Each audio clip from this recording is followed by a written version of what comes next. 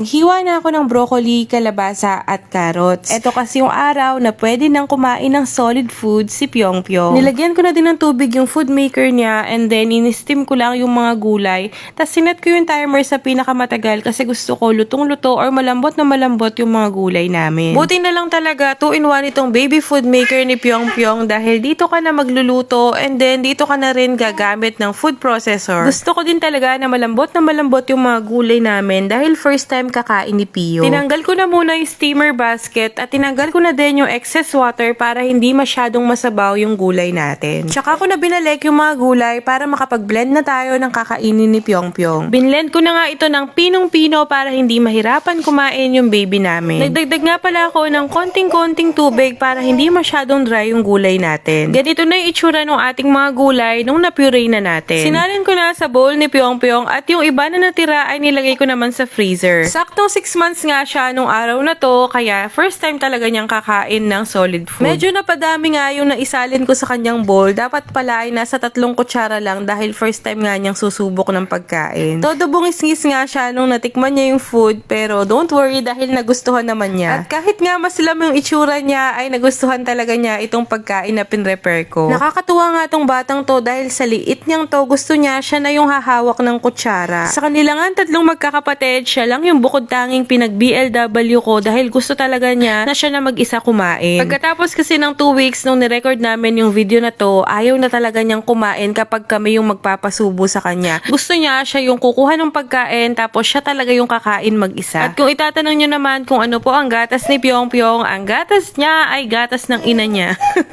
Lahat nga ng mga anak ko ay breastfed at nagmi-milk lang sila or nagfo-formula lang sila sa first month dahil CS ako at medyo mahirap magpadede sa time na yun.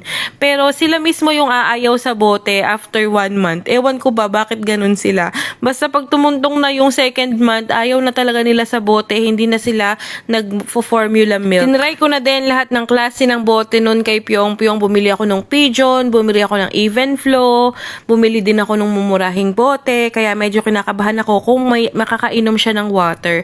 Tapos eto yung pinakamurang bote na nabili ko at successful naman dahil uminom siya ng water dito. Pero kapag formula milk talaga yung nilalagay ko sa bote, ayaw talaga niyang inumin. Thankfully, pag tubig ay iniinom niya. 8 months na nga pala ngayon si Pyong Pyong. O diba, ang tagal bago ko na-edit yung video na to. Ganun ako kagaling. Ngayon na 8 months na nga si Pyong Pyong, kumakain na siya ng chicken, kumakain na siya ng rice, kumakain na din siya ng itlog. Ginagawa ko ng scrambled egg si Pyong Pyong at siya na mag-isa kumakain nun. Pero syempre, kahit hinahayaan ko siyang kumain mag-isa, binabantayan pa rin namin siya every meal time dahil iba pa rin kapag nag-iingat tayo.